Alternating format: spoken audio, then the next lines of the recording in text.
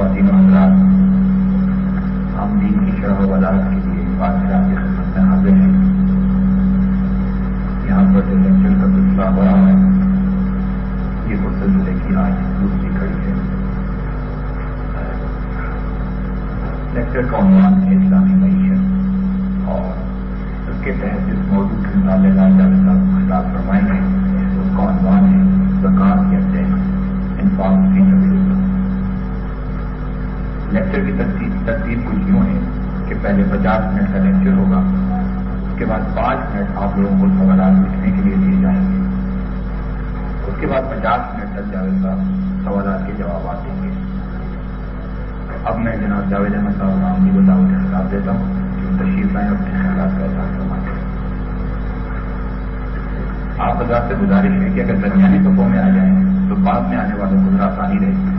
رحمت تو ہوگی، لیکن اگر درمیانی صفوں میں تشریف لے آئے ہیں تو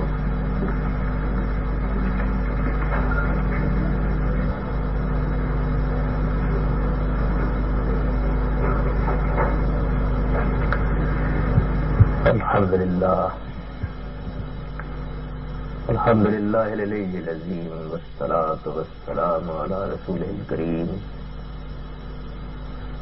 اعوذ باللہ من الشیطان الرجیم، بسم اللہ الرحمن الرحیم۔ خواتین و حضرات، انسان کو اللہ تعالیٰ نے جس فطرت پر پیدا کیا ہے اس کا ایک لازمی تقاضا یہ ہے کہ وہ تمدن کو چاہتا ہے، اور تمدن اپنی نوعیت ہی کے لحاظ سے یہ صورت انسان کے لیے پیدا کر دیتا ہے کہ وہ ایک دوسرے پر منحصر ہو کر زندگی بسر کرے۔ انسان کی شخصیت میں ہی بعض ایسی چیزیں موجود ہیں جن کی بنا پر وہ دوسروں کا محتاج ہوتا ہے اور دوسرے اس کے محتاج ہوتے ہیں۔ یہ چیز اس کو اس پر مجبور کرتی ہے کہ وہ سہارا تلاش کرے، ایک دوسرے کے ساتھ مل کر ایک معاشرت وجود میں لائے، لیکن انسان کو اس کے ساتھ ہی ارادہ اور اختیار کی جو نعمت اللہ تعالیٰ نے عطا فرمائی ہے اس کے لازمی نتیجے کے طور پر وہ دنیا میں ظلم اور عدوان پیدا کر دیتا ہے۔ یہ ظلم و عدوان ہے جس کو روکنے کے لیے انسان نے ریاست کو وجود پذیر کرنے کی صحیح کی ہے۔ انسانی تاریخ کا مطالعہ کرنے سے معلوم ہوتا ہے کہ اس دنیا میں جیسے ہی تمدن کی بنا پڑی، انسان نے اس جانب قدم بڑھا دیا۔ جیسے ہی اس نے مل جل کر رہنا چاہا، اس کو فوراً یہ خیال ہوا کہ اب ایک دوسرے کی تعدی سے، ظلم سے، زیادتی سے لوگوں کو بچانے کے لیے یہ ضروری ہے کہ ان کے درمیان کوئی حکومت، کوئی نظم قائم کیا جائے جس کو فیصلہ کرنے کے اختیارات ہوں، جو معاملات کو اجتماعی سطح پر انجام دے، جس کا حکم مانا جائے، اور جس کو یہ قوت فراہم کی جائے کہ اگر کہیں انسان سرکشی اختیار کرے تو وہ اس کا استحصال کر سکے۔ اس طرح کا نظام بنانے کے لیے ظاہر بات ہے کہ یہ ایک ناگزیر ضرورت تھی کہ کچھ لوگ اپنے آپ کو دوسری تمام ذمہ داریوں سے فارغ کر دیں۔ اس کی ایک نہایت ہی سادہ مثال اس وقت سامنے آتی ہے جب یثرب میں رسالت مآب صلی اللہ علیہ وسلم نے اپنی حکومت قائم کی، دنیا سے رخصت ہوئے اور جانشین کی حیثیت سے سیدنا صدیق اکبر رضی اللہ عنہ نے ذمہ داریاں سنبھالی۔ پہلے کچھ تجارت کا کام کرتے تھے، اپنے وہی کپڑے کے تھان کندھے پر ڈال کر نکل کھڑے ہوئے، تب سیدنا عمر رضی اللہ عنہ نے روکا اور روک کر یہ کہا کہ اب کیونکہ آپ پر یہ ذمہ داری ڈال دی گئی ہے، اس وجہ سے اب آپ تجارت نہیں کریں گے، آپ کی حیثیت اب ایک ہمہ وقتی کارکن کی ہے، بیت المال سے ہم آپ کی کفالت کا بندوبست کرتے ہیں۔ اس سادہ مثال ہی کو قدیم تمدن میں لے جائیے، یعنی انسان نے جب یہ خیال کیا کہ اس کے اوپر کچھ لوگوں کو حکمران ہونا چاہیے، کچھ لوگوں کے ہاتھ میں نظم اجتماعی کی باغ ہونی چاہیے، کچھ ایسے لوگ ہونے چاہیے جو اپنے تمام دوسرے معاملات سے ہاتھ اٹھا کر اس کے معاشرتی نظام پہ نظم و نسق قائم کرنے کی کوشش کریں، تو اس کے نتیجے کے طور پر یہ ضرورت سامنے آ گئی کہ اب ان کو معاش کی جدوجہد سے فارغ کر دیا جائے۔ یہ بالکل ٹھیک وہ نقطۂ آغاز ہے جس میں لوگوں سے یہ تقاضا کیا گیا کہ وہ اب اپنی آمدنی میں سے کچھ حصہ رضاکارانہ طور پر دے دیں تاکہ اس کے ذریعے سے یہ نظم قائم کیا جا سکے۔ دنیا کی تاریخ کا مطالعہ کرنے سے معلوم ہوتا ہے کہ یہی در حقیقت ٹیکسیشن کے نظام کی ابتدا ہے۔ انسان نے جب اپنے تمدن کو اس طرح منظم کرنا چاہا ہے تو یہ چیز ایک ضرورت کے طور پر سامنے آ گئی ہے۔ اس کی تاریخ کو اگر دیکھیے تو یہ معلوم ہوتا ہے کہ یہ چیز آئی تو ایک ضرورت کے طور پر سامنے ہے، اور اس ضرورت کی تاریخ بھی ہم بہت آسانی کے ساتھ بتا سکتے ہیں کہ کب سے شروع ہوئی اور کن مراحل سے گزرتی ہوئی اپنے اتمام تک پہنچی ہے۔ لیکن دنیا کی تاریخ میں اس کے بعد جو کچھ اس کے ہاتھوں وجود میں آیا ہے وہ اپنی جگہ ایک علم انگیز داستان ہے۔ ٹیکسیشن کی تاریخ سے متعلق جب ہم تاریخ کے اوراق پلٹتے ہیں تو یہ معلوم ہوتا ہے کہ قدیم ترین زمانوں میں فلسطین میں جب یہودیوں نے اپنی حکومت قائم کی ہے تو اس کا ایک منظم نظام وجود میں آ گیا تھا۔ تورات کی کتاب السلاطین میں اس کا بہت مفصل ذکر بھی ملتا ہے۔ بابل میں، مصر میں بھی یہ معلوم ہوتا ہے کہ زمینوں پر، جائیدادوں پر کچھ ٹیکس عائد کر دیے گئے تھے۔ یہ جو باہر سے چیزیں آتی ہیں ان پر محصول کی حیثیت سے بھی بعض چیزوں کا ذکر اس دور سے ان تہذیبوں میں مل جاتا ہے۔ یونانیوں کے ہاں بالخصوص ایتھنز میں بھی یہ معلوم ہوتا ہے کہ اس نوعیت کے بعد ٹیکس عائد کر دیے گئے تھے، اور غلاموں پر بھی اور اجنبی لوگوں پر بھی ان کی جو کچھ مقدار مقرر کی گئی تھی وہ بھی ہم جانتے ہیں کہ تاریخ کے اوراق میں سب تھے۔ ہمیں یہ بھی معلوم ہے کہ سب سے پہلے روما کی تہذیب میں اس کو باقاعدہ شکل دی گئی، اور ہم یہ بھی جانتے ہیں کہ یہی تہذیب ہے جس نے فرد پر اور اسی طریقے سے اس کی میراث تک پر اور اسی طرح مرنے والوں تک پر ٹیکس عائد کرنا شروع کیا ہے۔ ٹیکس کی تاریخ سے متعلق تو بہت کم تفصیلات تاریخ میں موجود ہیں، لیکن جو کچھ بھی ہم پڑھتے ہیں اس سے اتنی حقیقت واضح ہو جاتی ہے کہ جیسے جیسے اس میں اضافہ ہوتا چلا گیا، جیسے جیسے ریاست کی ضروریات بڑھتی چلی گئی، جیسے جیسے اس کو وسیع کرنے کی کوشش ہوتی چلی گئی ہے، ایک کشمکش وجود پذیر ہونی شروع ہو گئی۔ قدیم ترین زمانوں کی تاریخ سے بھی یہ معلوم ہوتا ہے کہ انسان کو ہمیشہ اس چیز کا خوف لائق رہتا تھا کہ اب یہ حکمران آئے ہیں تو معلوم نہیں کس چیز پر ٹیکس عائد کر دیں گے، وہ حکمران گئے ہیں تو معلوم نہیں کس چیز پر ٹیکس عائد کر دیں گے، اور اس سے ہماری معیشت کے ساتھ کیا معاملہ ہو جائے گا۔ ایک خوف اور کشمکش کی یہ فضا قدیم ترین تاریخ میں بھی ملتی ہے۔ ہمارے ہاں مغربی تہذیب کا جب ارتقا ہونا شروع ہوا ہے تو اس میں بھی اگر آپ یہ دیکھیے تو بالخصوص انگلستان میں یہ نارمن ہیں جنہوں نے 1066 میں پہل اسے منظم کرنے کی صحیح کی، اور پھر بادشاہ کو ٹیکس لگانے کا عمومی اختیار حاصل ہو گیا۔ یہ ٹیکس زیادہ تر اس صورت میں لگائے جاتے تھے کہ جائیداد والوں ہی تک محدود رہیں، یا پھر زیادہ سے زیادہ یہ ہوتا تھا کہ وہ لوگ جو کسی موقع کے اوپر جنگی خدمات کے لیے بلائے جاتے تھے ان کی ضروریات پوری کرنے کے لیے پوری قوم سے کچھ مطالبات کر لیے جائیں۔ شاہ جان کے زمانے میں آ کر ہمیں انگلستان کی تاریخ یہ بتاتی ہے کہ بادشاہ کو یہ خیال ہوا کہ وہ اس میں کچھ وسعت پیدا کرے۔ یہ وسعت حدود سے کچھ تجاوز کر گئی، اور جب یہ حدود سے تجاوز کر گئی تو اس کے خلاف ایک بغاوت سی پیدا ہو گئی۔ یہی وہ بغاوت ہے جس نے 1215 کے میگنا کارٹا کو وجود بخشا ہے۔ دنیا میں عام طور پر اس کو انسان کے بنیادی حقوق کی پہلی دستاویز سمجھا جاتا ہے۔ اس کا اگر مطالعہ کرے تو معلوم ہوتا ہے کہ اس میں اس کے سوا کچھ نہیں ہے کہ ٹیکس لگانے کے اختیار کے بارے میں کچھ پابندیاں عائد کر دی گئی ہیں، اور اس میں یہ اصول مانا گیا ہے کہ جن لوگوں پر ٹیکس لگایا گیا ہے ان کی بھی اس میں کچھ رائے ہونی چاہیے۔ تاہم پارلیمنٹ کو ٹیکس لگانے کا اختیار اس کے بہت بعد آ کر کہیں 1668 میں انگلستانی میں ملا ہے، ورنہ یہ بادشاہ کی ثوابدید پر تھا کہ وہ جس پر چاہے ٹیکس کے طور پر کوئی رقم عائد کر دے۔ حکومت مضبوط ہوتی تھی تو وصول بھی کر لیتی تھی۔ لوگ بیچارے اگر تڑپتے تھے، اپنی مصیبتوں کا رونا روتے تھے، اپنے پیٹ کاٹ کر کچھ ادا کرتے تھے اور اس کے بعد اس کے نتائج بھگتتے تھے. سنوائی ہو بھی جاتی تھی اور سنوائی نہیں بھی ہوتی تھی. ایک تاریخ اس نوعیت کی قدیم ترین زبانوں سے گزرتی رہی اور پھر اس کے بعد انسان میں یہ شعور پیدا ہونا شروع ہوا کہ آخر یہ کیا ہو رہا ہے. ایک حکمران اپنی ضرورتوں کے لیے، اگرچہ وہ ضرورتیں ابتدا میں ناجائز نہیں تھیں،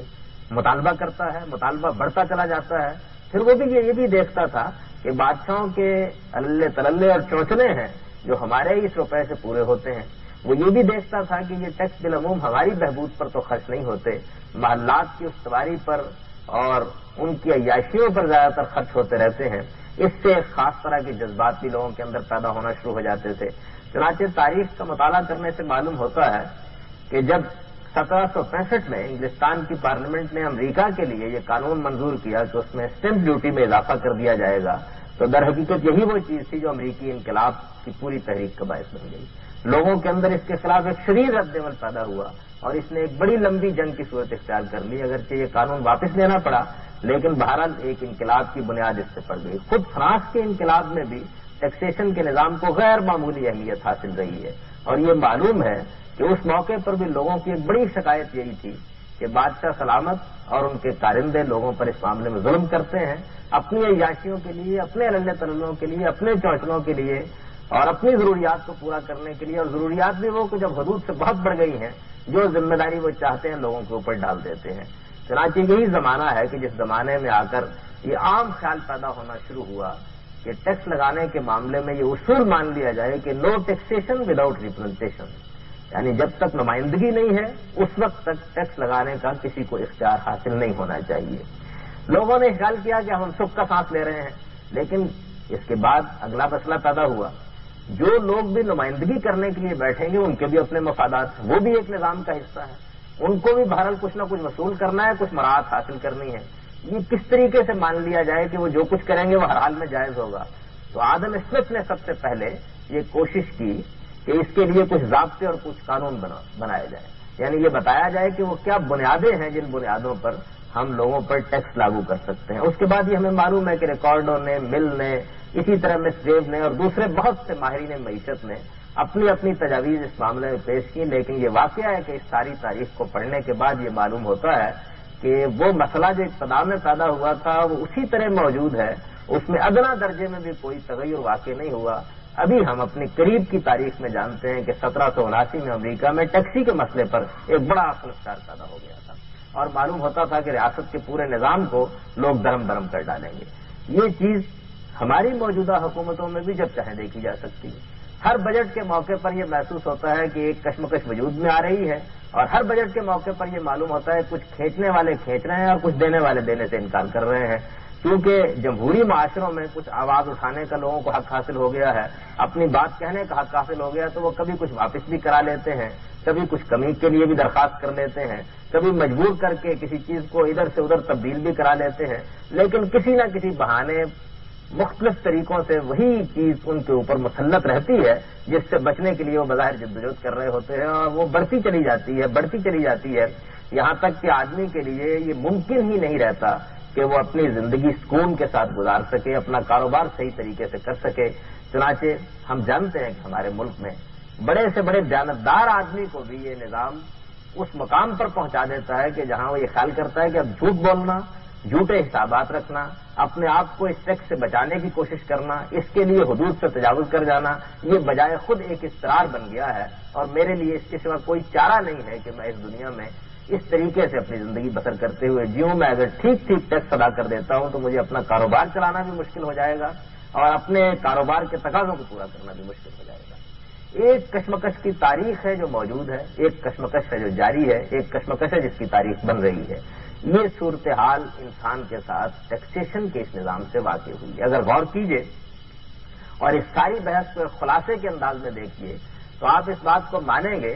کہ ضرورت کی حد تک تو یہ بات بالکل صحیح ہے. یعنی اس کو مانے بغیر کوئی چارہ نہیں ہے کہ کچھ نہ کچھ ذمہ داری تو ہونی چاہیے جو لوگوں پر ڈال دی جائے. اس سے کوئی شخص بھی انکار نہیں کر سکتا. کوئی سلیم الفطرت آدمی بھی جو ریاست کی ضرورت کو مانتا ہے وہ ٹیکسیشن کی ضرورت کو مانے گا. ضرورت سے کسی کو انکار نہیں ہے. کسی حکیم کو، کسی فلسفی کو، کسی پیغمبر کو بھی یہ انکار کرنے کا یارہ نہیں ہوا، اور وجہ بالکل واضح ہے کہ جب ہم نے ایک نظام بنایا ہے اور نظام ہماری ضرورت ہے اور اس کو چلانے کے لیے کچھ روپیہ چاہیے، اور وہ روپیہ بہرحال عامت الناس کو فراہم کرنا ہے، ریاست کے لیے یہ ممکن نہیں ہے کہ اس پر یہ ذمہ داری ڈال دی جائے کہ اس کے کارکن حکومت کے معاملات کو بھی چلائیں اور اس کے ساتھ کہیں کاروبار کرنے کے لیے بھی بیٹھ جائیں۔ لوگوں نے اگر اپنے آپ کو ہمارے معاملات کے لیے فارغ کر دیا اور اس سے ایک انتظامیہ اور ایک عدلیہ اور اس نوعیت کی دوسری چیزیں وجود میں آ رہی ہیں، تو پھر یہ ضروری ہے کہ ان کے لیے بندوبست بھی لوگ کریں، اس سے کسی کو اختلاف نہیں ہے۔ مسئلہ یہاں سے پیدا ہوتا ہے کہ اس کی مقدار کیا ہو، اس کی شرح کیا ہو،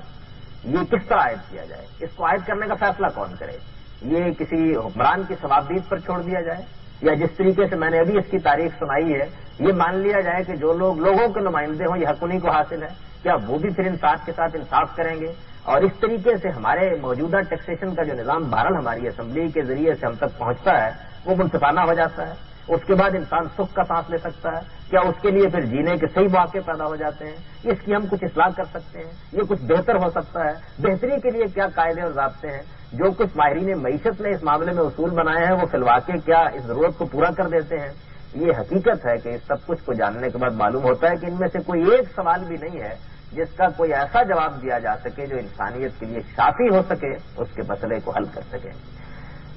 ٹیکسیشن ایک ضرورت ہے، کیسے ہونی چاہیے، اس کا حق کس کو حاصل ہے؟ در حقیقت یہی وہ مقام ہے جہاں مذہب نے مداخلت کر کے اس مسئلے کو ابدی طور پر حل کر دیا ہے۔ مذہب نے مداخلت کر کے، میں اپنی بات دوہرا رہا ہوں، اس مسئلے کو ابدی طور پر حل کر دیا ہے، اور میں یہ عرض کر رہا ہوں کہ اس طرح کے سب معاملات میں مذہب جب مداخلت کرتا ہے تو اس کی ایک ہی بنیاد ہوتی ہے، وہ بنیاد یہ ہوتی ہے کہ عقل انسانی اس مسئلے کو اپنے طور پر حل کرنے میں کامیاب نہیں ہو پاتی یا کامیاب ہونے کی صلاحیت نہیں رکھتی۔ میں یہاں بار بار اس اصول کی جانب توجہ دلا چکا ہوں کہ ہمارے عام معاملات میں دین مداخلت نہیں کرتا، وہ یہ چاہتا ہے کہ انسان کو جو عقل اللہ تعالیٰ نے دی ہے وہ اس کی روشنی میں اپنے لیے نظام بنائے، ضابطے بنائے، قانون بنائے، ان کے مطابق زندگی بسر کرے۔ وہ اس طرح کے معاملات میں مداخلت کرتا ہی وہی ہے، یہاں عقل ٹھوکر کھاتی ہے، انسان کے لیے مصیبت بن جاتی ہے، اس کا فیصلہ صحیح نہیں ہوتا، اس کے فیصلے کے نتیجے میں نظم درم برم ہوتا ہے، کوئی راستہ نہیں ملتا، تب پھر اس کے بعد اللہ تعالیٰ اپنی شریعت کے ذریعے سے انسان کی رہنمائی کرتے ہیں۔ شریعت کی ضرورت ہی در حقیقت عقل کی اس احتیاج سے پیدا ہوئی ہے، یعنی اگر وہ اپنے تمام معاملات کو بالکل ٹھیک ٹھیک انجام دے لے اور اس سے کوئی غلطی صادر نہ ہو، اور وہ غلطیاں کرنے کے بعد بھی یہ صلاحیت رکھتی ہو کہ سیکھ جائے گی، اور تمام معاملات تک اس کی یہ صلاحیت چیلنج نہ کی جا سکتی ہو، تو پھر اس کے بعد شریعت کی بھی کوئی ضرورت باقی نہیں رہتی۔ اس میں کوئی شبہ نہیں ہے کہ عقل بہت سے معاملات حل کر لیتی ہے، اس میں بھی کوئی شک نہیں ہے کہ وہ بہت سے معاملات میں ایسا فیصلہ کرتی ہے کہ انسان یہ محسوس کرتا ہے کہ اس سے بہتر فیصلہ نہیں ہو سکتا ہے، اور وہ انسانیت کے لیے رحمت بن جاتا ہے۔ لیکن جن جن معاملات میں وہ اس سے قاصر رہ جاتی ہے، شریعت جس طرح کہ میں نے عرض کیا وہی مداخلت کرتی، تو اسلامی شریعت نے بھی، خدا کے پیغمبروں نے بھی اسی دائرے میں مداخلت کی ہے۔ اور جہاں تک قرآن و سنت کا مطالعہ کر کے میں سمجھ سکا ہوں، میں پورے اطمینان کے ساتھ یہ بات عرض کرنے کی جسارت کر رہا ہوں کہ قرآن نے یہ بات بالکل قطعی طور پر بیان کر دی، اور اللہ کے پیغمبر نے اس کو پوری قطعیت کے ساتھ واضح کر دیا ہے کہ کسی بھی حکمران کو اور کسی بھی پارلیمنٹ کو اور انسانوں کی کسی بھی نظم اجتماعی کو انسانوں پر یہ حق حاصل نہیں ہے کہ وہ ٹیکس عائد کرے۔ یہ حق اگر حاصل ہے تو صرف اللہ اور اللہ کے پیغمبر کو حاصل ہے۔ انہوں نے یہ بتا دیا ہے کہ وہ کیا مقدار ہے جو بالکل منصفانہ ہے، انہوں نے یہ بتا دیا ہے کہ اس کو کس طریقے سے نافذ ہونا چاہیے، انہوں نے یہ بتا دیا ہے کہ وہ کیا طریقہ ہے جس کو اختیار کر کے اس کو صلاح و فلاح کا ایک نظام بنایا جا سکتا ہے، اور انہوں نے اس کو ابدی طور پر طے کر کے اس کشمکش کا خاتمہ کر دیا ہے جو ہمیشہ سے ریاست اور اس کے عوام کے مابین برپا رہی ہے، اور جس کشمکش کی تاریخ کے کچھ حصے میں نے آپ حضرات کے سامنے پیش کیے ہیں۔ میں جو کچھ دین کو سمجھ سکا ہوں اس کی بنیاد پر یہ عرض کر رہا ہوں کہ اسلام میں زکوٰۃ کے علاوہ کسی ٹیکس کے لیے کوئی گنجائش نہیں، زکوٰۃ کے علاوہ کسی ٹیکس کے لیے کوئی گنجائش نہیں ہے۔ اسلام کی پوری تاریخ زکوٰۃ کے علاوہ ہر طرح کے ٹیکسوں سے بالکل خالی رہی ہے۔ یہ دور جدید کا المیہ ہے کہ ہم ان چیزوں کو اس طرح سے اب محسوس نہیں کرتے جس طرح کی ہماری تاریخ میں پہلے روبہ مل رہی ہیں، اور عام طور پر یہ خیال کر لیا گیا ہے کہ زکوٰۃ تو ایک عبادت ہے، یہ لوگ ادا کر دیتے ہیں، باقی رہے ریاست کے معاملات تو ان کے لیے ریاست کو حق حاصل ہے کہ جس طرح دنیا کی دوسری ریاستیں ٹیکس لگاتی ہیں وہ بھی لوگوں کے اوپر مالی ذمہ داریاں عائد کر سکتی، ان میں اضافہ کر سکتی، کمی کر سکتی، تبدیلی کر سکتی اور تغیر کر سکتی ہے۔ لیکن یہ واقعہ ہے کہ قرآن مجید اس کی ہرگز اجازت نہیں دیتا۔ وہ بالکل صراحت کے ساتھ یہ بات بیان کرتا ہے کہ لوگوں سے مالی طور پر زکوٰۃ کا مطالبہ کرنے اور اس مطالبے کے پورا ہو جانے کے بعد تم کو ایک حبہ بھی ان سے اس سے زائدہ لینے کا حق حاصل نہیں۔ اور رسالت مآب صلی اللہ علیہ وسلم اس کی شرح و وضاحت میں یہاں تک کہہ جاتے ہیں کہ جو لوگ اس کے علاوہ کوئی ٹیکس لوگوں پر عائد کرنے کی کوشش کریں گے اور اس کو وصول کرنے کا نظام بنائیں گے، ان کے لیے جنت میں جانے کا دروازہ بند ہے، یہاں تک کہہ جاتے ہیں۔ میں اسی اپنے نقطہ نظر کی تفصیل کر رہا ہوں۔ ابھی میں نے یہ بات تو واضح کر دی کہ یہ مسئلہ ایسا ہے کہ جس مسئلے میں شریعت کو یہ رہنمائی دینی چاہیے تھی۔ یہ بات بھی میں نے عرض کر دی کہ یہ رہنمائی اگر نہ دی جائے تو اس کے نتیجے میں ریاست اور عامت الناس کی کشمکش بدترین نتائج تک پہنچتی چلی جاتی ہے اور لوگوں کا استحصال اور ان کے اندر صحیح فکر کا استحصال ہوتا چلا جاتا ہے۔ میں پوری ذمہ داری کے ساتھ یہ بات عرض کر رہا ہوں کہ اسلام کے نظم معیشت میں یہ ایک اہم ترین بات ہے کہ اس نے ٹیکس لگانے کا اختیار حکومت سے چھین لیا ہے، لیکن یہی ایک بات ہے کہ دوسری بہت سی باتوں کی طرح اس پر اس طرح پردہ پڑ گیا ہے کہ کوئی شخص بھی اس سے معلوم ہوتا ہے کہ دور جدید میں واقف نہیں رہا ہے۔ قرآن مجید میں یہ کیسے ہوا، اس کی بنیاد کیا ہے، قرآن مجید نے کہاں اس کی ممانعت کی ہے، رسالت مآب صلی اللہ علیہ وسلم نے اس کے بارے میں کیا فرمایا ہے، ایک نظر اس کے اوپر ڈال دیجیے۔ قرآن مجید میں جو سورہ توبہ ہے یہ قرآن مجید کی آخری صورتوں میں سے ہے۔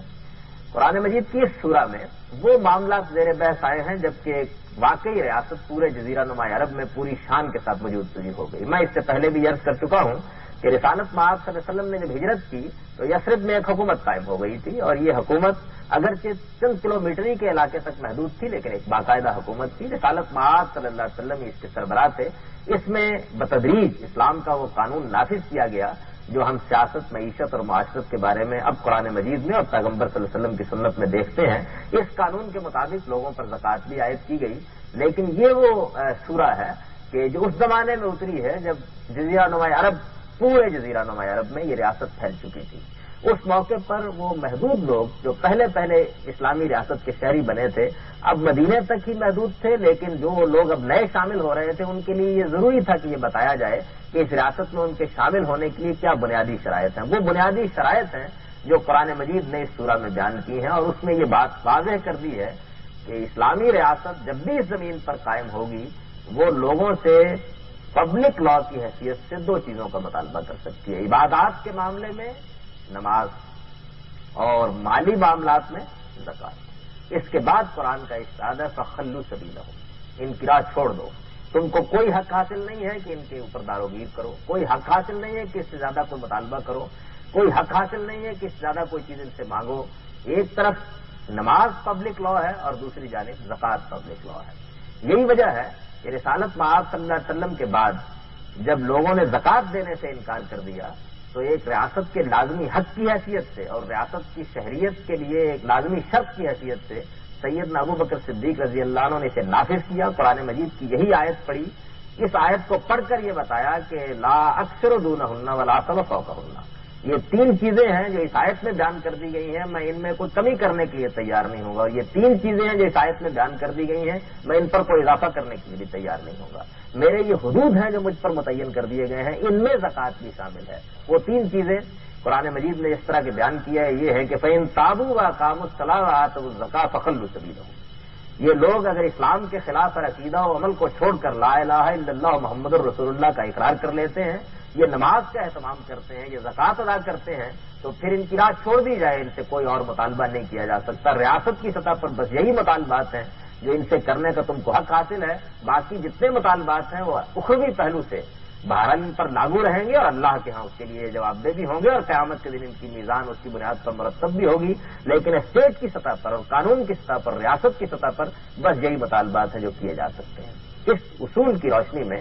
رسالت مآب صلی اللہ علیہ وسلم نے بھی یہ بات لوگوں پر واضح کر دی کہ جب تم نے زکوٰۃ ادا کر دی، نبی صلی اللہ علیہ وسلم کا ارشاد ہے تو فقط قضیت مال ہے، تو تم نے جو ذمہ داری مالی طور پر اسلامی ریاست کی طرف سے تم پر عائد ہوتی تھی اس کو پورا کر دیا۔ اور اسی اصول کی بنیاد پر رسول اللہ صلی اللہ علیہ وسلم نے فرمایا کہ لیس فی المال حق سوى الزکوٰۃ، یعنی مال میں زکوٰۃ کے علاوہ کوئی اور حق ریاست کا قائم نہیں ہوتا، وہ یہ لے لے، اس کے لیے اللہ تعالیٰ نے یہ چادر بنائی ہے، وہ اس تک ہی پاؤں پھیلا سکتی ہے۔ یہ طے کر دیا گیا ہے کہ عامت الناس جو معاشی جدوجہد کرتے ہیں اس سے یہ روپیہ تمہیں دے دیں گے، تم کو اسی میں اپنے معاملات کو چلانا ہے، اس کے اندر رہنا ہے، اس کی حدود میں رہ کر کام کرنا ہے۔ یہ در حقیقت وہ چیز ہے کہ جس سے آگے بڑھ کر اگر تم لوگوں سے مزید مطالبہ کرتے ہو اور وہ مطالبہ بالجبر ان پر نافذ کرتے ہو تو یہ ایک ظلم ہے جس کا تم ارتکاب کرتے ہو. چنانچہ اسی حقیقت کو پھر بیان بھی کر دیا کہ لا يدخل الجنہ صاحب، وہ لوگ جو لوگوں سے ٹیکس کا مطالبہ کریں گے وہ جنت میں داخل نہ ہو سکیں گے. تو یہ وہ نصوص ہیں جن کی بنیاد پر یہ بات تو بالکل واضح ہے کہ اسلام اس کے علاوہ کوئی حق نہیں دیتا. لیکن زکوٰۃ پھر ہے کیا؟ اس کی نوعیت کیا ہے؟ کیا زکوٰۃ کے بارے میں جو عام طور پر تصورات ہیں وہ صحیح ہے؟ اس کے جو مصارف بیان کیے جاتے ہیں ان کی کیا نوعیت ہے؟ کیا اس سے ریاست کا نظام سلوا کے چل سکتا ہے؟ یہ سوالات ظاہر بات ہے کہ بحث مباحثے کا تقاضا کرتے ہیں اور بہت کچھ شرح وضاحت کا بھی. سب سے پہلی بات جو اس معاملے میں جان لینی چاہیے وہ یہ ہے کہ زکوٰۃ اپنی روح کے لحاظ سے عبادت ہے، لیکن قانون کے لحاظ سے ایک ٹیکس ہے جو اسلامی ریاست اپنے شہریوں پر عائد کرتی ہے. اس سے متعلق تنہا یہ بات کہہ دینا کہ یہ عبادت ہے یا تنہا یہ بات کہہ دینا کہ یہ ایک ٹیکس ہے، یہ دونوں ہی چیزیں درست نہیں ہیں. اسلام کے تمام احکام میں یہ چیز موجود ہوتی ہے کہ ایک جانب ان میں وہ روح پیدا کرنے کی کوشش کی جاتی ہے جو بندے کو پروردگار کے ساتھ جوڑ دے، دوسری طرف اس تقاضے کا شعور پیدا کرنے کی کوشش کی جاتی ہے جس میں بندے بندوں کے ساتھ وابستہ ہوتے اور اپنے معاملات کو صحیح خطوط پر استوار کرتے ہیں. تو زکوٰۃ پہلے تقاضے کی روح سے عبادت ہے، دوسرے تقاضے کی روح سے ایک ٹیکس ہے، بالکل اسی ضرورت کو پورا کرنے کے لیے جس ضرورت کو پورا کرنے کے لیے ٹیکس عائد کیے جاتے ہیں جو اللہ تعالیٰ نے اپنی شریعت میں اسلامی ریاست کے لیے جائز قرار دیا ہے اور یہ بتا دیا ہے کہ اس کے بعد کوئی اور مطالبہ کرنا تمہارے لیے ہرگز جائز نہیں. اس زکوٰۃ کا جو قانون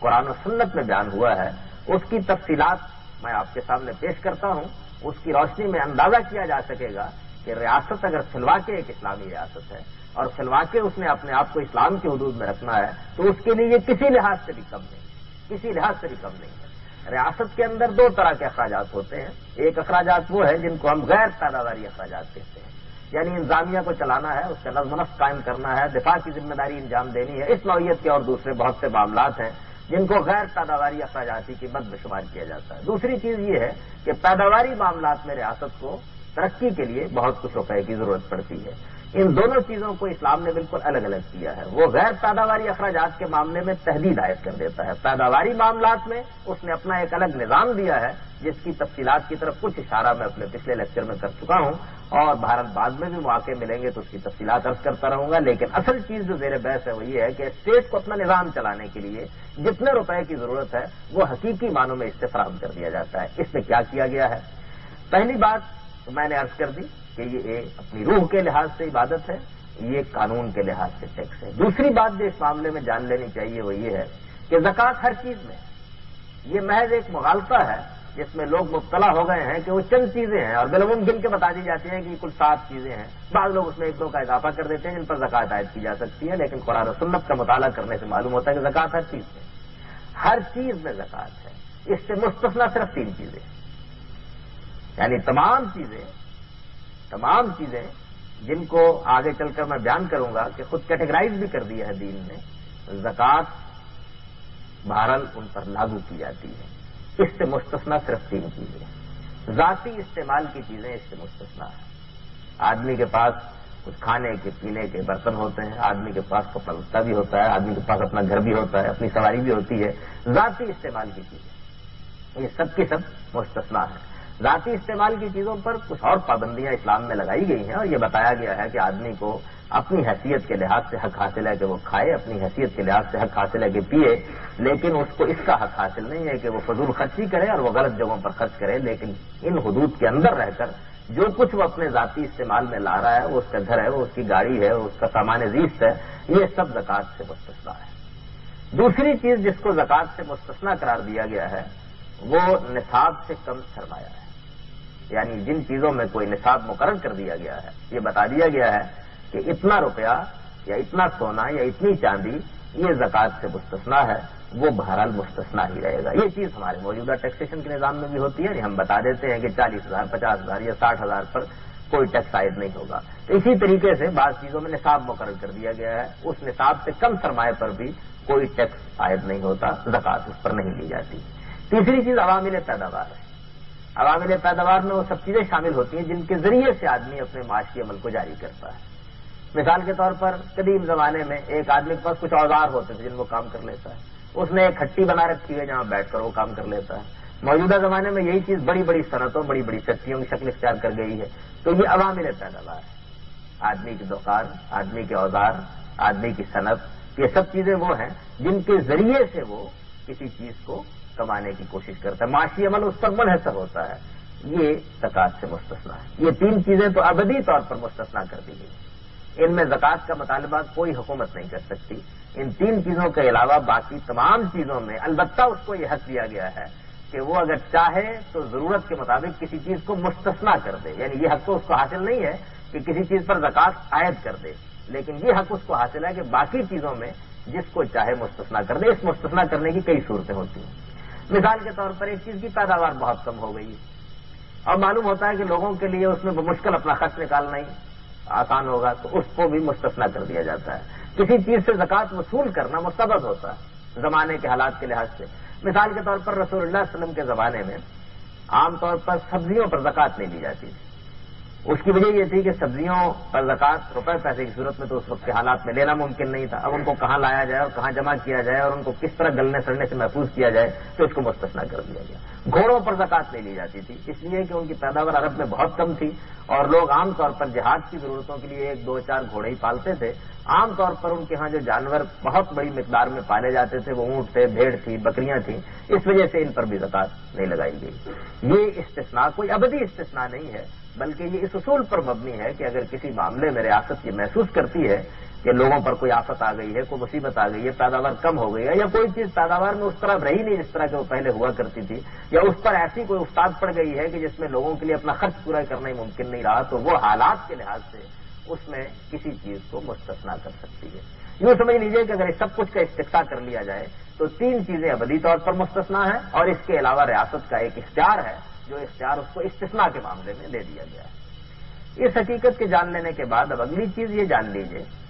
کہ اس طرح سے جو سرمایہ ہمارے پاس آتا ہے یہ جن جگہوں سے وصول کیا جاتا ہے وہ اسلام میں 3 ہیں. ایک مال، دوسرے معاشی اور تیسرے پیداوار. یوں سمجھ لیجئے کہ یہ 3 ہیڈز ہیں، 3 کیٹیگریز بنا دی گئی ہیں، ان سے زکوٰۃ وصول کی جاتی ہے. دنیا میں سرمایہ اگر آپ غور کریں گے تو انہی 3 شکلوں میں ہوتا ہے. یعنی سرمایہ کی کوئی اور صورت انسان ابھی تک وجود پذیر نہیں کر سکا. وہ مال کی صورت میں ہوتا ہے، وہ معاشی کی صورت میں ہوتا ہے، وہ پیداوار کی صورت میں ہمارے پاس آتا ہے. پیداوار ایک جامع تعبیر ہے، اسی طرح مال بھی ایک جامع تعبیر ہے. مال سونا بھی ہے، چاندی بھی ہے، روپیہ بھی ہے، تجارت کا مال بھی ہے. غرض یہ کہ ہر وہ چیز جس پر مال کا اطلاق ہوتا ہے، آپ نے کوئی اگر پلاٹ بنا لے کے رکھا ہوا ہے تو وہی مال ہے، آپ نے اگر کوئی مکان بنا کے چھوڑا ہوا ہے تو وہ بھی مال ہے. غرض یہ کہ ہر وہ چیز جس پر مال کا اطلاق ہم عرف کے لحاظ سے، عقل کے لحاظ سے کرتے ہیں، وہ ایک چیز ہے. معاشی کی شرح وضاحت کی ضرورت نہیں ہے، اس میں معلوم ہے ہمیں کہ پالتو معاشی کون سے ہے. موجودہ زمانے میں کچھ چیزیں اور بھی اس میں شامل ہو گئی ہیں، ظاہر بات ہے کہ وہ بھی اسی طریقے سے اس کے ساتھ ملحق ہو جائیں گی. پیداوار کے معاملے میں بھی یہ بات جان لیجئے کہ جس طرح زمین جو کچھ پیدا کرتی ہے وہ پیداوار ہے، اس طرح صنعتیں جو کچھ پیدا کرتی ہیں وہ بھی پیداوار ہے. ہنر جو کچھ پیدا کرتا ہے وہ بھی پیداوار ہے. ہم کسی جگہ پر کوئی گھر بنا کے اس کو کرائے پر اٹھا دیتے ہیں تو گویا وہ بھی ایک پیداواری یونٹ بن جاتا ہے، وہ مال پیدا کرنا شروع کر دیتا ہے. اس طریقے سے پیداوار ایک وسیع اصطلاح ہے اور اس کا اطلاق بہت سی چیزوں پر ہوتا ہے. چنانچہ آپ سب چیزوں کو دیکھیں گے کہ وہ انہی 3 صورتوں میں ہمارے سامنے موجود ہوں گی. مال کی صورت میں ہوں گی، معاشی کی صورت میں ہوں گی، پیداوار کی صورت میں ہوں گی. اس کے لیے جو قانون اور جو ضابطہ بنایا گیا ہے وہ یہ ہے کہ مال جتنا کچھ بھی ہوگا اس سے ہر سال 2.5% زکوٰۃ لے لی جائے گی. جتنا کچھ بھی مال ہوگا، آپ کے پاس سونا ہے، آپ کے پاس چاندی ہے، آپ کے پاس روپیہ ہے. مال تجارت ہے تو ظاہر ہے کہ یا وہ کیش اینڈ ٹریڈ کی صورت میں ہوگا یا کیش اینڈ ہینڈ کی صورت میں ہوگا، اس کا مجموعہ ہے. غرض یہ کہ ہر وہ چیز جس پر مال کا اطلاق ہوتا ہے اس پر ایک شرح ابدی طور پر مقرر کر دی گئی ہے، وہ 2.5% وہ آپ سے لے لیا جائے گا. مواشی کے معاملے میں ایک مفصل قانون ہے، اس سے چونکہ زیادہ تر آپ لوگوں کو تعلق نہیں ہوتا، اس وجہ سے میں اس کی تفصیلات بیان بھی نہیں کرتا. اس میں بھی یہ تفصیل کے ساتھ بتا دیا رسول اللہ صلی اللہ علیہ وسلم نے کہ بھیڑیں ہیں تو اتنی، بکریاں ہیں تو اتنی، اونٹ ہے تو اتنے، اور دوسرے پالتو جانور بھی ظاہر ہے کہ ان کے لحاظ سے ان کے ساتھ ملحق کر لیے جاتے ہیں. اس کا ایک قاعدہ بنا دیا گیا ہے کہ اس کے لحاظ سے نصاب یہ ہوگا جو مستثنا رہے گا. اس کے آگے اتنی مقدار پر یا اتنی تعداد پر یہ جانور لے لیے جائیں گے اور اتنی مقدار اور اتنی تعداد پر یہ جانور لے لیے جائیں گے. اس کا ایک مفصل ضابطہ بھی بنا دیا گیا ہے. اب اس کے بعد آئیے پیداوار کی جانب، جو اس زمانے میں ہمارے لیے ایک بڑا مسئلہ بن گئی ہے میں نے عرض کر دیا کہ پیداوار زمین کی بھی ہوتی ہے، پیداوار تجارت سے بھی ہوتی ہے، پیداوار آپ کی صنعتوں سے بھی ہوتی ہے، پیداوار جن چیزوں کو آپ ہنر کی صورت میں وجود پذیر کرتے ہیں ان سے بھی ہوتی ہے۔ ایک آدمی اگر فرض کر لیجیے کہ مصوری کرتا ہے تو جو کچھ وہ نتیجہ اس سے نکل رہا ہے یہ گویا اس کے ہنر کی پیداوار ہے۔ اسی طریقے سے کسی آدمی کو کوئی فن آتا ہے، اس فن کے ذریعے سے وہ کوئی چیز تخلیق کرتا ہے، یہ اس کے فن کی پیداوار ہے۔ تو پیداوار ایک وسیع اور جامع اصطلاح ہے۔ پیداوار کے بارے میں رسول اللہ صلی اللہ علیہ وسلم نے جو ضابطہ بنایا ہے اس ضابطے میں پہلی بات یہ بتائی گئی ہے کہ جو پیداوار بھی ہوگی وہ ظاہر بات ہے کہ یا سرمایہ اور محنت دونوں کے تعامل سے وجود میں آئے گی، یا صرف سرمایہ کے عمل سے وجود پذیر ہو جائے گی، یا صرف محنت کے عمل سے وجود پذیر ہو جائے گی۔ تو اگر تو وہ سرمایہ اور محنت دونوں کے عمل سے وجود پذیر ہو رہی ہے تو اس میں سے 5% لے لیا جائے گا، پیداوار کا 5%۔ یعنی یہاں یہ نہیں ہے کہ سال کے سال ضرور لیا جائے گا، پیداوار کا 5%۔ وہ سہولت کے مطابق ہفتہ وار بھی ہو سکتا، ماہوار بھی ہو سکتا، پیداوار کے موقع پر بھی ہو سکتا۔ غرض یہ کہ جب پیداوار ہوتی ہے اس کے اوپر یہ چیز عائد ہو جاتی ہے، اور یہ پیداوار کی مجموعی مقدار ہے جس کا 5% اگر پیداوار محنت اور سرمایہ دونوں کے تعامل سے ہو رہی ہے۔ مثال کے طور پر آپ نے ایک فیکٹری لگا رکھی ہوئی ہے تو یہ ایک پیداواری یونٹ ہے، اس میں کوئی چیز بنائی جا رہی ہے، آپ جب اس کو بناتے ہیں تو اس میں محنت بھی خرچ ہو رہی ہے، اس میں سرمایہ بھی خرچ ہو رہا ہے، تو اس پر جو ضابطہ لاگو کیا جائے گا وہ ضابطہ پیداوار میں 5% وصول کرنے کا ضابطہ ہے۔ پیداوار کی مجموعی مقدار کا 5%، اس میں کوئی استثناء نہیں ہے۔ اگر فرض کر لیجئے کہ کسی موقع پر صرف محنت کسی چیز کو وجود میں لا رہی ہے تو اس میں کوئی سرمایہ خاص خرچ نہیں ہوتا ہے، صرف محنت اس کو وجود پذیر کرتی ہے تو 10% اس میں سے لے لیا جائے۔ بارانی زمینیں ہیں، آپ نے کوئی خاص محنت اس میں نہیں، کوئی خاص سرمایہ اس میں نہیں لگایا، بس یہ ہے کہ آپ نے جا کر تھوڑا بہت بیج ڈالا، اللہ تعالیٰ نے آسمان سے پانی برسا دیا، کوئی بہت انویسٹمنٹ اس کے اندر نہیں ہوئی ہے، ہوئی تو بہت معمولی نوعیت کی ہے جس کو وہ قابل ذکر نہیں سمجھنا چاہیے۔ آپ کی محنت ہی محنت ہے، اس سے آپ نے جو کچھ حاصل کیا ہے اس سے 10% لے لیا جائے گا۔ اور اگر کسی دوسری شکل میں آپ کی محنت تو صرف نہیں ہوئی لیکن سرمایہ لگا ہوا ہے، جس طرح کہ آپ نے مثال کے طور پر ایک مکان بنا دیا ہے، اس مکان کو آپ نے کرائے پر اٹھا دیا ہے، اس مکان کو بنا دینے کے بعد اب آپ کی اس میں کوئی محنت نہیں لگ رہی ہے، ایک مکان ہے، اس کی ایک مالیت ہے، اس کے لحاظ سے آپ نے اس کو کرائے پر اٹھایا ہے، کرائے میں جو کچھ آپ کو حاصل ہو رہا ہے اس کا 10% آپ سے وصول کر لیا جائے گا۔ تو اس طریقے سے یعنی اس کی ساری مثالیں وہی آ جاتی ہیں۔ اگر فرض کیجئے کہ کسی موقع کے اوپر نہ محنت رہے نہ سرمایہ، یعنی دونوں چیزوں کے بغیر کوئی چیز پیداواری شکل میں حاصل ہو جاتی ہے، مثال کے طور پر آپ نے پھاوڑا زمین پر مارا، اسے ایک دفینہ نکلایا، اب اس میں نہ تو خاص محنت لگی ہے نہ اس پہ سرمایہ لگا ہے، تو اس کے لیے 20% نبی صلی اللہ علیہ وسلم نے مقرر کر دی ہے۔ پیداوار کے معاملے میں زکوٰۃ کی یہ شرح ہے جن کے مطابق وہ لوگوں سے وصول کی جائے گی۔ اگلا سوال اس کے بارے میں یہ سامنے آتا ہے کہ ان شرحوں کے مطابق جو زکوٰۃ وصول کر لی جائے گی اس کو ہم کن کن جگہوں پر خرچ کر سکتے ہیں۔ لوگوں میں غلط فہمی یہ پھیل گئی ہے کہ زکوٰۃ تو ایک ایسی چیز ہے کہ بس غریبوں اور مسکینوں کا حق ہے، ان کو دے دی جاتی ہے، اس کے ذریعے سے زیادہ یہ کہ ہم اجتماعی کفالت کا کوئی نظام قائم کر سکتے ہیں۔ لیکن قرآن مجید کو دیکھیے اس کی کیا مدات بیان کی گئی ہے۔ قرآن مجید سب سے پہلے، اس میں کوئی شک نہیں ہے کہ یہی بیان کرتا ہے کہ یہ غریبوں اور مسکینوں کا، سب سے پہلے یہی بیان کرتا ہے۔ یعنی سوسائٹی کے اندر جن لوگوں کو معاشی جدوجہد میں ایسی افتاد پیش آ گئی ہے کہ وہ اپنی ذمہ داریوں کو پورا نہیں کر سکتے، اپنے لیے خرچ کا بندوبست نہیں کر سکتے، تو یہ اسٹیٹ کا فرض ہے کہ وہ ان کی کفالت کرے، ان کی ذمہ داری سنبھالے۔ اسلامی ریاست پر یہ ذمہ داری عائد کی گئی ہے کہ بنیادی ضروریات بہرحال اس کو فراہم کرنا ہوتی ہیں، تو بنیادی ضروریات فراہم کرنے کے لیے ریاست زکوٰۃ کی مد سے یتیموں پر، مسکینوں پر، غریبوں پر خرچ کرنے کی مجال ہے۔ سب سے پہلی بات یہی ہے۔ دوسری چیز یہ ہے کہ وہ لوگ جو ریاست کا نظم چلا رہے ہیں، العاملین علیہا، یعنی تمام ریاست کا نظام در حقیقت ٹیکس کے اوپر ہی عامل ہوتا ہے، وہ تمام نظام وجود پذیر اسی لیے ہوتا ہے کہ لوگوں سے یہ جمع کیا جائے اور اس کی بنیاد پر ایک نظم تشکیل کیا جائے۔ بالکل ٹھیک لکھا ہے امام راضی نے کہ لوگ یہ تو خیال کر لیتے ہیں کہ وہ ایک آدمی جو جا کر زکوٰۃ وصول کر رہا ہے وہ عامل ہے،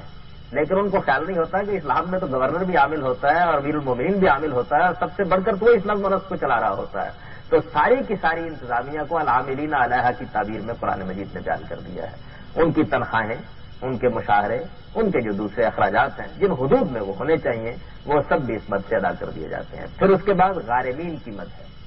یعنی بعض اوقات ایسا ہوتا ہے کہ ایک آدمی پر کوئی چٹی کوئی تاوان پڑ جاتا ہے، کوئی افتاد آ گئی، مصیبت آ گئی، جن مقاصد کے لیے لوگ انشورنس کراتے ہیں، کسی کو آگ لگ گئی، کسی پر کوئی جرمانہ ہو گیا، کسی کو اپنے کاروبار میں ایسی صورت پیش آ گئی کہ اس میں وہ معلوم کرتا ہے کہ اب میرے لیے اٹھنا ہی ممکن نہیں رہا. اس طرح کی تمام چیزیں خواہ وہ افتاد دنیا کی کسی صورتحال سے پڑی ہو یا اللہ تعالیٰ کی طرف سے کوئی مصیبت کسی آدمی کے اوپر آ گئی ہو، ہر صورت میں اس کی نوعیت گویا غاربین کی ہو جاتی ہے. اس کو بھی ایک مد کے طور پر مقرر کر دیا گیا ہے کہ جن لوگوں کو اٹھانا، اس میں اب یہ نہیں دیکھا جاتا کہ غریب ہے یا مسکین ہے، بلکہ یہ کہ اس کو اپنے پاؤں پر کھڑا کرنا ہے، اس کے نقصان کی کچھ تلافی کرنی ہے، اسے اس تاوان سے نکالنا ہے، اس آفت میں اس کی مدد کرنی ہے، اس کے لیے بھی آپ خرچ کر سکتے ہیں. اس کے بعد یہ بتایا گیا ہے کہ ہر اسٹیٹ جو وجود میں آتا ہے اس کو جس دین پر وہ قائم ہوتا ہے اس کے مفاد کے لیے بھی، اور جن لوگوں پر وہ مشتمل ہوتا ہے ان کے مفاد کے لیے بھی بہت سے سیاسی اخراجات کرنے پڑتے ہیں.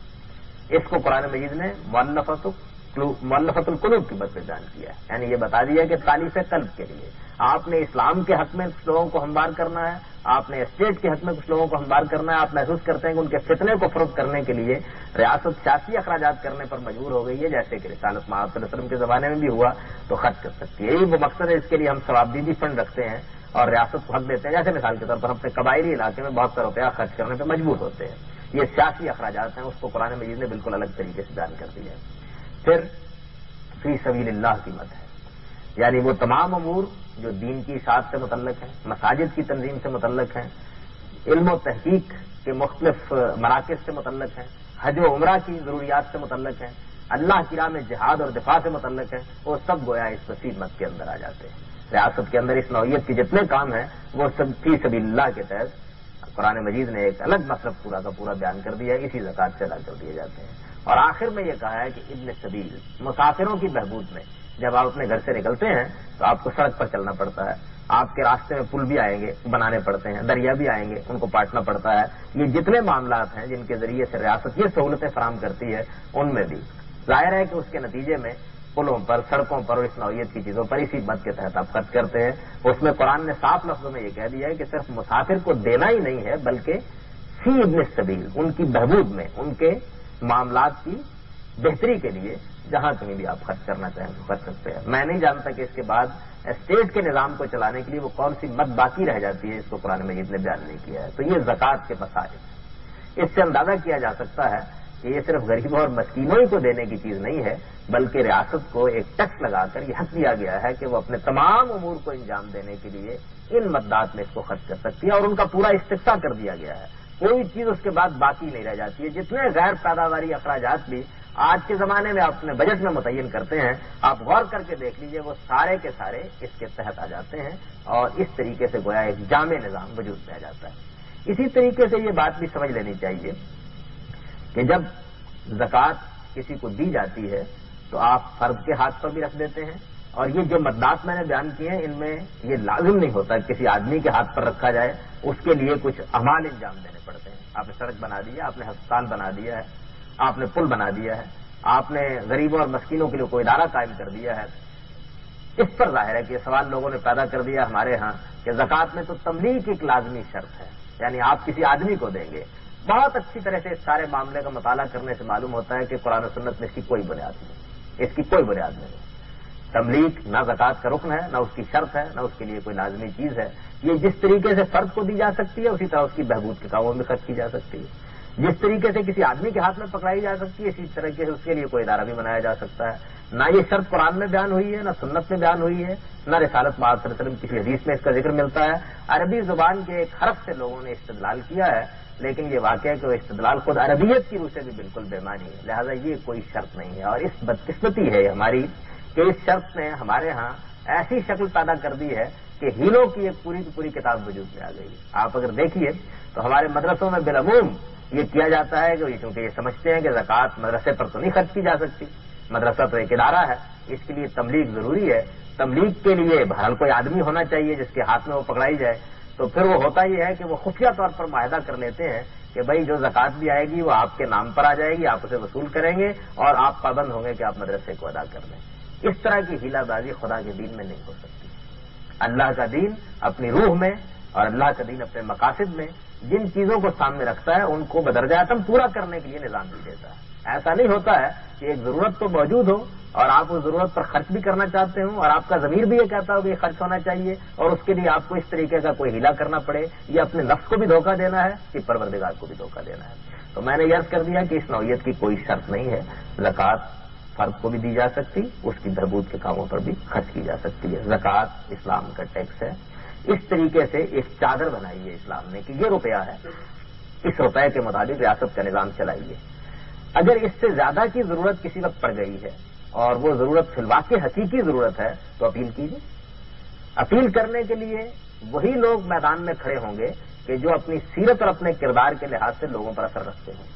اور آپ دیکھیے اس طرح اسلام نے ریاست کے پورے نظام کی اصلاح کرنے کے لیے کیسی عمدہ نوعیت کی تجویز لوگوں کے سامنے رکھ دی۔ یعنی ایک طرف یہ بتا دیا ریاست کو کہ حکومت کرنے کے لیے، نظم چلانے کے لیے تمہارا حق کتنا ہے،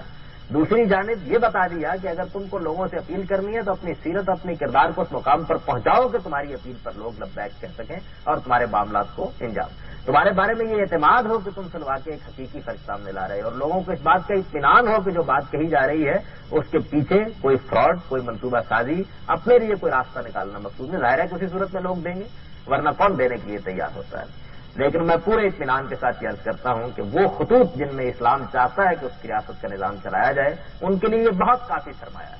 جس کا جی چاہے وہ پاکستان کی مجموعی پیداوار کا اندازہ کر لے اور اس کے بعد یہ دیکھ لے کہ 5%، 10% کے حساب سے یہ کتنی حاصل ہوتی ہے، اور جس کا جی چاہے وہ پاکستان کے اموال کا اندازہ کر لے اور پھر اس کے بعد دیکھ لے کہ اس سے کتنی حاصل ہوتی ہے۔ یہ بالکل واضح ہو جائے گا کہ ایک صحیح اسلامی ریاست، اور ظاہر بات ہے کہ صحیح اسلامی ریاست کے اخراجات وہ نہیں ہوتے جو ہماری موجودہ ریاستوں کے اخراجات ہیں۔ اسلامی ریاست جب بھی قائم ہوتی ہے اس سے متعلق میں یہ عرض بھی کروں گا اپنے کسی لیکچر میں کہ اس میں تو یہ لازم ہے کہ لوگوں کے رہن سہن کا معیار عام آدمی کے برابر آ جائے، یعنی وہ لوگ جو ریاست کا نظم و نسق چلاتے ہیں، جو مال حکومت ہیں، جو ان کا امیر المومنین یا مختلف صوبوں میں گورنر ہیں یا ایڈمنسٹریٹر ہیں، ان کے بارے میں یہ لازمی چیز ہے کہ ان کا معیار زندگی عام آدمی کے برابر رہے۔ اس وجہ سے اخراجات بھی وہ نہیں رہتے ہیں، لیکن اس کے باوجود میں یہ عرض کر رہا ہوں کہ یہ بہت کافی سرمایہ ہے۔ تاہم جس طرح کہ میں نے ابھی بتایا، اگر کوئی ضرورت فی الواقع موجود ہے تو اس کے لیے آپ اپیل کر سکتے ہیں۔ اسلام میں یہی تنہا ٹیکس ہے، اسلام میں یہی تنہا ٹیکس ہے۔ اس کے علاوہ لوگوں سے ایک حبے کا مطالبہ بھی نہیں کیا سکتا۔ قرآن کہتا ہے فخلوا سبیلہم، ان کی راہ چھوڑ دو، اور پیغمبر کہتے ہیں کہ جب تم نے یہ ادا کر دیا فقط قضا تمال ہے، جو کچھ ذمہ داری تم پر اسٹیٹ کی طرف سے عائد ہوتی تھی وہ تم نے پوری کر دی ہے۔ یہ زکوٰۃ کا وہ نظام ہے جو اللہ کے پیغمبر نے انسانوں کو دیا، اور اس لیے دیا کہ وہ ان اسر و اغلال سے نجات پا جائیں جو خود اسٹیٹ کے نظام میں لوگوں نے اپنے لیے پیدا کر دیے ہیں۔ اس طرح شریعت نے رہنمائی دے کے انسان کو سواء السبیل فراہم کر دی جس پر چل کر وہ اپنی صلاح اور فلاح کا بندوبست کر سکتا ہے۔ لیکن اس سے پھر ایک سوال پیدا ہوتا ہے، اور وہ سوال یہ پیدا ہوتا ہے کہ کیا لوگوں کے اوپر جب وہ زکوٰۃ ادا کر دیتے ہیں تو بس یہی ذمہ داری تھی جو انہوں نے اسٹیٹ میں پوری کر دی، باقی اموال وہ چاہیں تو خزانے بنا لیں، چاہیں تو روپیہ جمع کر لیں، چاہیں تو وہ جتنا چاہے کنز کر کے رکھ لیں، کیا اس کے علاوہ کوئی ذمہ داری نہیں ہے؟ تو میں یہ عرض کرتا ہوں کہ اس کے بعد وہ ذمہ داری آتی ہے جو ذمہ داری قرآن مجید انفاق فی سبیل اللہ کی اصطلاح میں بیان کرتا ہے۔ زکوٰۃ تو اسٹیٹ کا مطالبہ ہے، وہ آپ نے پورا کر دیا، یہ تو وہ ابتدائی چیز ہے کہ جو ٹیکس کے طور پر ادا ہو گئی، اور جب ادا ہو گئی تو آپ اب ریاستی قانون کے تحت کسی اور مطالبے کی زد میں نہیں رہے ہیں، لیکن اللہ کا مطالبہ موجود ہے، اور وہ مطالبہ یہ ہے کہ زیادہ سے زیادہ جو کچھ اللہ نے نعمتیں دی ہیں ان کو اللہ کی راہ میں خرچ کیا جائے۔ اس کا بھی ایک ضابطہ قرآن مجید میں بیان ہوا ہے۔ وہ ضابطہ قرآن مجید کی تمام آیات کو جمع کر کے سامنے آتا ہے، وہ یہ ہے کہ جو کچھ اللہ تعالیٰ نے انسان کو دیا ہے وہ اپنی ذاتی ضرورتوں پر فراخ دلی کے ساتھ اسے خرچ کرے۔ اللہ تعالیٰ نے اس پر کوئی پابندی اس کے سوا نہیں لگائی ہے کہ نہ اسراف ہو اور نہ تبذیر ہو، اپنی ذاتی ضرورتوں پر خرچ کرے۔ یہ ذاتی ضرورتیں حال کی بھی ہو سکتی ہیں، مستقبل کی بھی ہو سکتی ہیں۔ اپنی کاروباری ضرورتوں میں صرف کرے، کاروباری ضرورتیں حال کی بھی ہوتی ہیں، مستقبل کی بھی ہوتی ہیں۔ ان ضرورتوں کے لیے انسان جمع کرتا ہے اور جمع کر بھی سکتا ہے، اس پہ کوئی پابندی نہیں۔ ضرورتوں کے لیے یعنی وہ ذاتی ضرورت ہے، حال کی ہے، مستقبل کی ہے، وہ کاروباری ضرورت حال کی ہے، مستقبل کی ہے۔ آپ نے اس وقت کوئی چیز جمع کر کے رکھنی ہے تاکہ آپ اپنی کاروباری ضرورت پوری کر سکیں، آپ کو مستقبل میں ایک منصوبہ بنانا ہے، اس کے لیے آپ کوئی چیز جمع کر کے رکھ رہے ہیں، تو یہ ضرورت ہے۔ جس طرح کہ میں نے عرض کیا، ذاتی بھی، کاروباری بھی، حال کی بھی اور مستقبل کی بھی۔ اس کے علاوہ ایک پائی بھی آدمی کو اپنے پاس رکھنے کا حق حاصل نہیں۔ قرآن مجید اس معاملے میں بالکل صریح ہے کہ جو کچھ ان ضرورتوں کے علاوہ رکھا جائے گا وہ کنز ہے، اور کنز اگر ایک پائی کی حد تک بھی ہوا ہے تو اس کے معنی یہ ہے کہ آدمی نے اپنے آپ کو جہنم کا مستحق بنا لیا۔ قرآن مجید میں سب سے زیادہ سخت وعید اگر آپ دیکھیے تو اسی مقام پر آئی ہے۔ یہ بتایا گیا ہے کہ وہ لوگ جو روپیہ کنز کر کے رکھتے ہیں اس کو سینپ کر کے رکھتے ہیں اور اللہ کی راہ میں خرچ کرنے کے لیے تیار نہیں ہوتے ہیں، ان کو بشارت دے دیجئے کہ ان کے لیے ایک دردناک عذاب ہے، یہی ان کا سونا اور یہی ان کی چاندی، اس سے ان کی پیٹھیں اور ان کے پہلو داغے جائیں گے اور ان سے کہا جائے گا کہ یہ تم نے جو کچھ جمع کیا تھا اس کا مزہ تم یہاں چکھ سکتے ہو۔ اس معاملے میں اسلام کا قانون اس سختی تک پہنچ جاتا ہے، یعنی آپ اپنی ذاتی ضروریات کے لیے رکھیے، اپنی کاروباری ضروریات کے لیے رکھیے، حال کی ضروریات کے لیے رکھیے، مستقبل کی ضروریات کے لیے رکھیے، اس کے علاوہ جو کچھ ہے وہ آپ کا حق نہیں ہے، وہ معاشرے کا حق ہے، یتیموں کا حق ہے، مسکینوں کا حق ہے، اعزا کا حق ہے، اقربا کا حق ہے، دینی ضرورتوں کا حق ہے۔ وہ بہرحال آپ کا روپیہ نہیں ہے، آپ کے پاس امانت کے طور پر موجود ہے، اس کی یہ معنی نہیں ہے کہ آپ اس کو اٹھا کر باہر پھینک دیں گے، یعنی یہ سمجھ لیجئے کہ جو کچھ آپ کی ضرورت سے زیادہ پڑا ہوا ہے وہ حق ہے، جب اس کا مطالبہ سامنے آ جائے گا تو آپ کو فراخ دلی کے ساتھ اس مطالبے کو پورا کر دینا چاہیے۔ وہ اصل میں اللہ تعالیٰ نے آپ کے پاس یہ رکھا تھا کہ آپ کو آزمائے اور یہ دیکھے کہ آپ خود اپنا روپیہ کمایا ہوا جب اللہ کی طرف سے جان لیتے ہیں کہ وہ آپ کا حق نہیں ہے تو اس کو خرچ کرنے کے لیے تیار ہوتے ہیں یا نہیں ہوتے۔ انفاق کا یہ قانون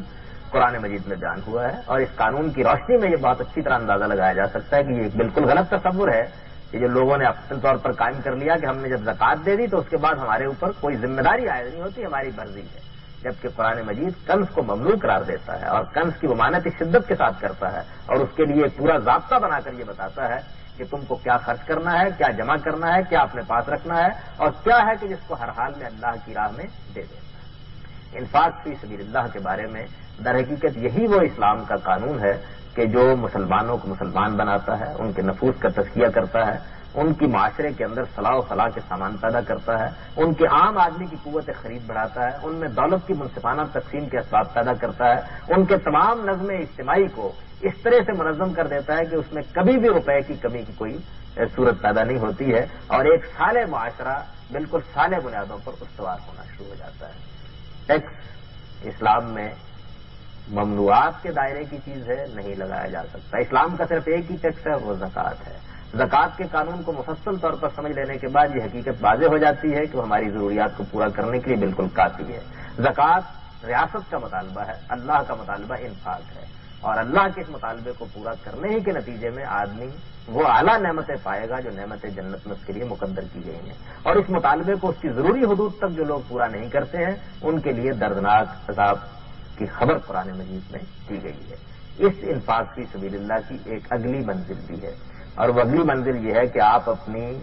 ذاتی ضرورتوں کو بھی نظر انداز کر کے خرچ کر دیں۔ یہ لازم نہیں کیا گیا، لیکن یہ وہ انفاق ہے کہ جس انفاق کو اللہ تعالیٰ نے قرآن مجید میں بڑی تحسین کے ساتھ بیان کیا ہے کہ اگر ضرورت پیش آ گئی ہے تو آپ نے اپنی ذاتی ضرورت کو بھی ختم کر کے اس پر خرچ کر دیا۔ اس کے بارے میں اللہ کا قانون یہ ہے کہ جس نے اپنی ذاتی ضرورت کو نظر انداز کر کے اپنے بھائی کی ضرورت پوری کر دی یا دین کی کوئی ضرورت پوری کر دی، اللہ جب اس کو ضرورت پڑے گی تو اس کی ضرورت آسمان سے اتر کر خود پوری کر دے گا۔ اس کے معاملے میں یہ ضمانت دی گئی ہے۔ انفاق فی سبیل اللہ سے متعلق اس قانون کو جان لینے کے بعد اور زکوٰۃ کے بارے میں اس حقیقت کو جان لینے کے بعد یہ بات بھی بالکل واضح ہو جاتی ہے کہ اسلام کا پورا نظام معیشت در حقیقت تین ہی چیزوں پر استوار ہوتا ہے اپنی اصل اور روح کے اعتبار سے: سود کی ممانعت، ٹیکسیشن کی تحدید اور انفاق فی سبیل اللہ کی تعلیم۔ اس کو اگر آدمی پلے باندھ لے تو اس پورے نظام معیشت کی اصل روح کو پا لیتا اور اس کے باقی احکام کو بھی سمجھنے میں اس کو کوئی دقت نہیں ہوتی۔ اقول قولی ھذا واستغفر اللہ لی ولکم۔